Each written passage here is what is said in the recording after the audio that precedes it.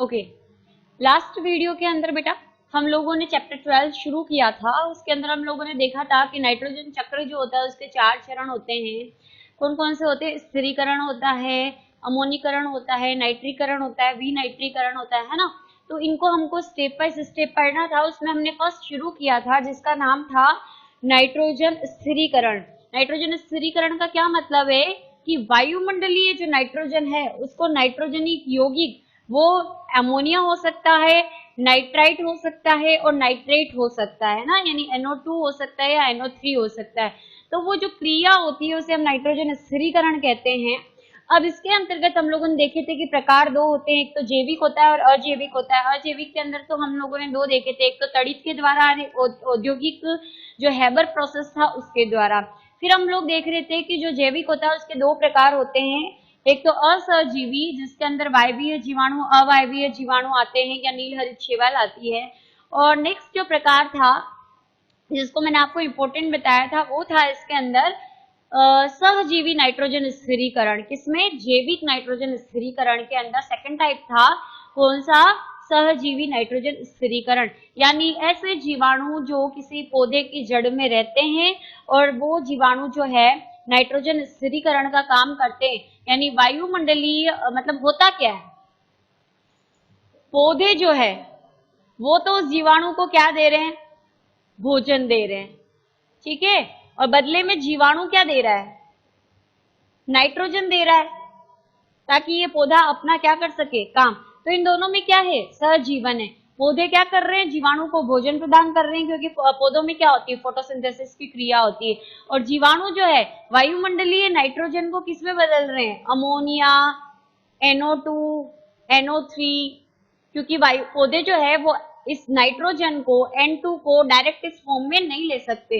ये किस फॉर्म में ले सकते हैं? NO2, NO3, NH3 इसी फॉर्म में ले सकते हैं, ठीक है। स्वांगीकरण नहीं कर पाते पौधे। तो इन दोनों में क्या है? सहजीवन है। जीवाणु जैसे कि फॉर एग्जांपल राइजोबियम जीवाणु जो कि फलीदार जैसे कि मटर हो गया है ना, जो दालें होती है, लेग्यूमिनेसी कुल के जो पादप होते हैं उनके जड़ों के अंदर ये पाए जाते हैं। आ रही बात समझ में? तो सहजीवी नाइट्रोजन स्थिरीकरण जो है राइजोबियम जीवाणुओं के द्वारा किया जाता है। अब क्या होता है इस प्रोसेस के अंदर? क्या होता है? वायुमंडलीय जो नाइट्रोजन है, ठीक है, उसके साथ आठ जो है H+ अणु जो होते हैं वो जुड़ते हैं, प्लस 8 इलेक्ट्रॉन जुड़ते हैं। देखो अगर आप इसको देखते हो ढंग से तो जो नाइट्रोजन होती है उसके अंदर अणु कैसे जुड़े हुए हैं? ट्रिपल बॉन्ड से। परमाणु जो है नाइट्रोजन के एक अणु में 2 परमाणु इस तरह से ट्रिपल बॉन्ड से जुड़े हुए हैं। आगे बात समझ में। अब अगर ये ट्रिपल बॉन्ड है, इसका एक बॉन्ड हम तोड़ दें, कितने रहेंगे? 2। तो एक जो वैलेंसी है वो फ्री हो जाएगी, तो यहाँ पर क्या जुड़ जाएगा? एक H जुड़ जाएगा, एक H जुड़ जाएगा। जुड़ा, ठीक है। शायद दिख नहीं रहा होगा इधर से, यहाँ पर मैं समझाती हूँ कि ये हमारा अणु है नाइट्रोजन का जो कि ट्रिपल बॉन्ड से जुड़ा हुआ है। तो इसने क्या बना लिया? NO2 बना लिया। यहाँ पर भी नहीं दिख रहा। ओके, इधर एक्सप्लेन है N2 यानी ट्रिपल बॉन्ड NN।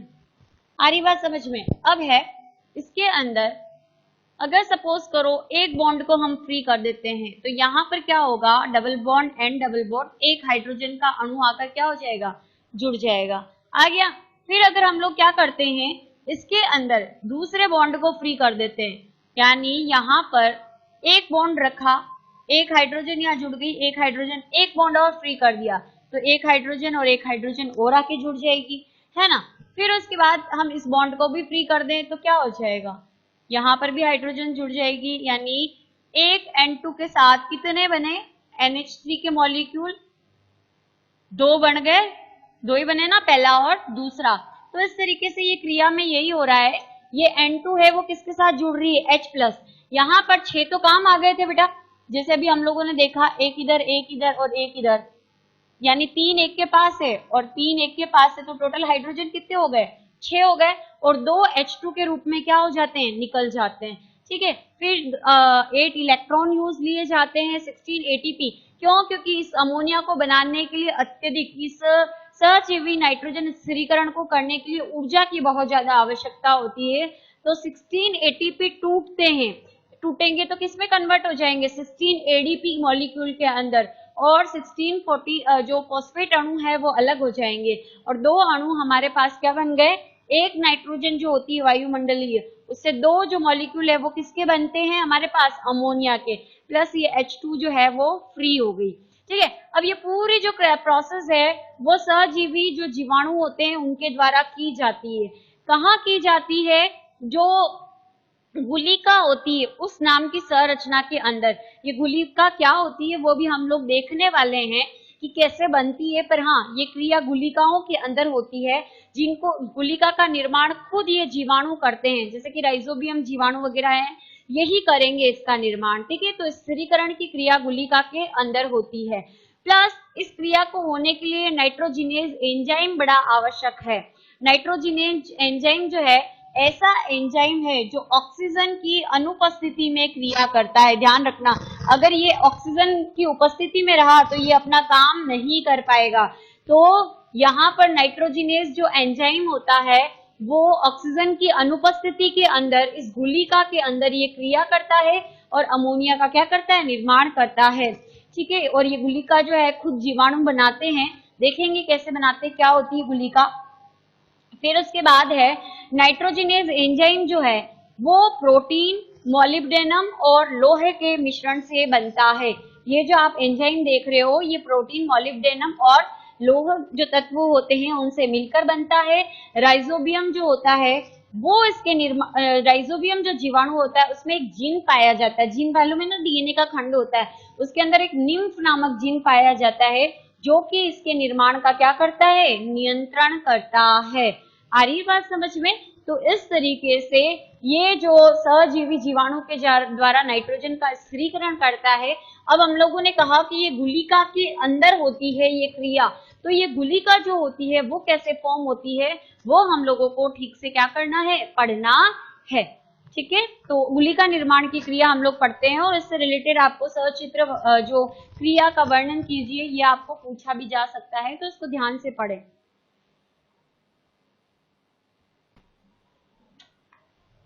अभी हम लोगों ने रिएक्शन देखी है कि नाइट्रोजन स्थिरीकरण जो है सहजीवी में कैसे होता है।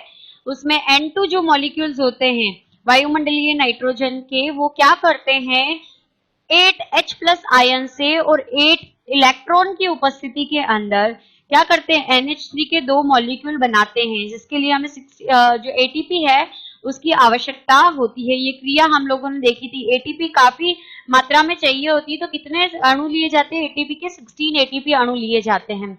अब मैंने ये बोला कि सहजीवी नाइट्रोजन स्थिरीकरण की जो क्रिया है वो गुलिका के अंदर होती है।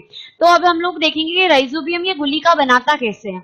गुलिका के जो निर्माण है वो जो वलकुट कोशिकाएं होती है, कौन सी, पौधे की वलकुट कोशिकाएं जो होती है उसके अंदर ये जो मैंने बना रखा है, ये वलकुट कोशिकाओं के अंदर ये क्रिया होती है। यानी वलकुट कोशिकाओं से गुलिकाओं का क्या होता है, निर्माण होता है। मैं ये कहूँ तो अब हम लोग समझेंगे कि किससे गुलिकाएं जो होती है वो कैसे बनती है। तो अभी हम लोग पढ़ रहे हैं गुलिका जो है दो तरीके की बनती है, एक तो स्तंभ और एक मूल गुलिका। तो मूल गुलिका जो है राइजोबियम जीवाणु कैसे बनाता है वो हम लोग देखते हैं। देखो क्या है, ये जो हमारी जड़ है मान लो, ठीक है, ये जड़ जो है उससे हमको पता है कि क्या निकले हुए रहते हैं, मूल रोम निकले हुए रहते हैं। ये हमारा वलकुट का उत्तक है इस तरीके से। अब ये जो मूल रोम है इनके द्वारा एक ग्लाइकोप्रोटीन होता है जिसका नाम होता है लैक्टिन, उसका स्रवण किया जाता है। ये चारों तरफ आप जो देख रहे हैं वो मृदा है और ये राइजोबियम जीवाणु है। जैसे ही इस मूल रोम के द्वारा ये ग्लाइकोप्रोटीन जो है लैक्टिन रिलीज किया जाएगा तो ये जीवाणु इसकी तरफ अट्रैक्ट होते हैं। आपको भी गुलाब जामुन रसगुल्ले की खुशबू आती है तो आप किचन की तरफ अट्रैक्ट होते हो कि नहीं होते हो। सेम वैसे ही ये जो जड़ होती है वो लैक्टिन स्रवित करती है, तो मिट्टी में उपस्थित ये जीवाणु उसकी तरफ क्या करते हैं, भागते हैं। भागने के बाद क्या होता है, ये जाकर इस मूल रोम से ये जो जीवाणु होते हैं वो इस तरीके से क्या हो जाता है, चिपक जाते हैं। चिपकने के बाद क्या होता है, ये जो जीवाणु होता है उसके द्वारा एक नोड जो जीन होता है उसके द्वारा एक कारक स्रावित किया जाता है जिसको हम कहते हैं जीवाणु के द्वारा। ध्यान रखना, जीवाणु के अंदर उपस्थित नोड कारक जो होता है वो, और ये मूल रोम 2 हार्मोन रिलीज करती है, ऑक्सिन और साइटोकाइनिन। इसकी वजह से ये मूल रोम जो सीधा था वो कैसा हो गया, हुक के समान, मतलब इस तरीके की इसकी शेप हो जाती है। समझ आ गया। अब जैसे ही ये सीधा था, उसको आप अगर लकड़ी को भी आप मोड़ोगे तो कभी कभी देखते हो यहाँ से उसकी सतह क्या हो जाती है, टूट जाती है। तो यहाँ से ये कोशिका भित्ति जैसे ही ये इस तरीके से मुड़ेगा तो ये कोशिका भित्ति क्या हो जाती है, टूट जाती है। ठीक है, यानी यह रास्ता बन गया इस जो जीवाणु है उसके प्रवेश के लिए। आ रही बात समझ में। तो जैसे ही ये टूटा तो एक श्लेष्मीय पदार्थ के साथ ये जीवाणु क्या करता है, इस मूल रोम के अंदर प्रवेश कर जाता है। ठीक है, मूल रोम में इस तरह से जीवाणु प्रवेश करेगा, ये समझना इसको अच्छे से। ये जीवाणु जो है प्रवेश करेगा और ये जो कोशिका झिल्ली है इस तरीके से ये अंतर्वलित होकर ये एक धागे के समान संरचना बना लेती है, अंदर ही अंदर इस तरीके से एक धागे के समान संरचना बना लेती है जिसे संक्रमित तंतु कहा जाता है। और इस संक्रमित तंतु के अंदर क्या पाए जाते हैं, ये जो जीवाणु होते हैं वो पाए जाते हैं। बात समझ रहे हो कि ये जो कोशिका झिल्ली, ये जो आपको जो मूल रोम दिखाई दे रहा है, रूट हेयर दिखाई दे रहा है, उसकी जो झिल्ली होती है वलित हो जाती है और एक धागे जैसी स्ट्रक्चर बना लेती है। और इस धागे जैसे स्ट्रक्चर के अंदर कौन चला जाता है, ये जीवाणु चला जाता है। मतलब इसको अगर मैं ब्रीफली समझाऊं, मोटा करके समझाऊं तो ये इस तरीके से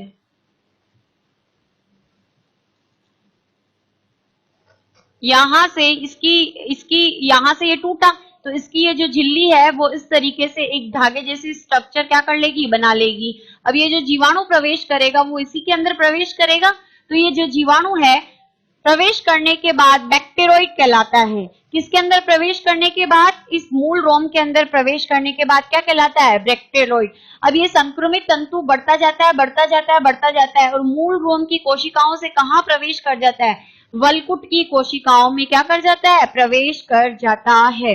ठीक है, और ये बैक्टेरोइड कहाँ एंटर हो जाएंगे, मतलब ये जो जीवाणु है वो कहाँ एंटर हो जाएंगे, ये इस वलकुट की कोशिका के अंदर क्या हो जाएंगे, एंटर कर जाएंगे। फिर यहाँ पर क्या किया जाता है, इन जीवाणुओं के द्वारा जैसे ही इस संक्रमित तंतु के द्वारा, इस धागे के द्वारा ये जीवाणु यानी ये बैक्टेरोइड जो है इस वलकुट की कोशिका में पहुंचने के बाद ये जीवाणु जो है इंडोल एसिटिक एसिड IAA वृद्धि हार्मोन होता है, इसका स्रवण करना शुरू कर देते हैं। कौन करते हैं, ये बैक्टेरोइड या जीवाणु स्रवण करते हैं। उसकी वजह से क्योंकि वृद्धि हार्मोन है तो ये एक कोशिका जो है वो क्या करेगी, डिवाइड करेगी। तो ये डिवाइड होगी तो इसके अंदर भी तो कुछ बैक्टेरोइड्स चले जाएंगे, चले गए, फिर ये और डिवाइड होगी। तो इस तरीके से बहुत सारे बैक्टेरोइड युक्त जो है कोशिकाएं बन जाती है, जिसको हम संयुक्त रूप से क्या कहेंगे, गुलिका। और इस गुलिका के अंदर क्या होता है, मतलब ये कोशिकाओं का समूह है जिसके अंदर क्या पाया जाता है, बैक्टेरोइड्स पाए जाते हैं। और ये बैक्टेरोइड या जीवाणु ही क्या करेंगे, नाइट्रोजन स्थिरीकरण का क्या करेंगे, काम करेंगे। इसके अलावा ये जो गुलिका आपको दिख रही है, कोशिकाओं का समूह दिख रहा है, ये गुलिका फिर क्या करती है, पादप के संवहन ऊतक से जुड़ जाता है। संवहन ऊतक का मतलब जाइलम और फ्लोएम से क्या हो जाता है, जुड़ जाता है ये गुलिका बनने के बाद।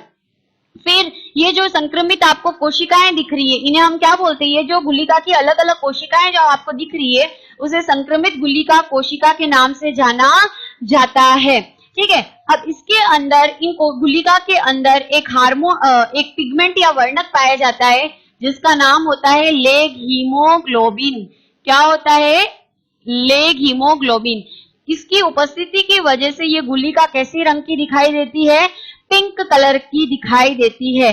अब इस लेग हीमोग्लोबिन का क्या काम है बेटा, तो लेग हीमोग्लोबिन के काम में अगर हम देखते हैं तो अभी हमने जो ये रिएक्शन की कि N2 जो होते हैं उसमें 8H+ होते हैं प्लस 8 इलेक्ट्रॉन होते हैं, जुड़ते हैं, दो मॉलिक्यूल जो है NH3 के बनते हैं, 2H जो है H2 जो है सॉरी H2 जो है वो बनता है, प्लस जो 16 ADP है वो बनते हैं, प्लस 16 PI बनते हैं, यही होता है, प्लस यहाँ पर 16 ATP काम में ली जाती है। तो ये तो हमारे उत्पाद हो गए और ये हमारा क्या हो गया, प्रोडक्ट हो गया। ठीक है, अब इसके लिए, इस क्रिया को होने के लिए नाइट्रोजिनेज एंजाइम चाहिए होता है, नाइट्रोजिनेज एंजाइम चाहिए होता है। बताया था मैंने अभी कौन सा एंजाइम चाहिए होता है? नाइट्रोजिनेज। और मैंने ये भी बताया था कि ये जब काम करेगा जब ऑक्सीजन नहीं होगी। तो अगर, क्योंकि उत्तक है तो उत्तक के अंदर अगर ऑक्सीजन होती है तो इस ऑक्सीजन को कौन अवशोषित कर लेता है? ये जो अभी मैंने आपको बताया था लेग हीमोग्लोबिन जो है, कौन? Leg haemoglobin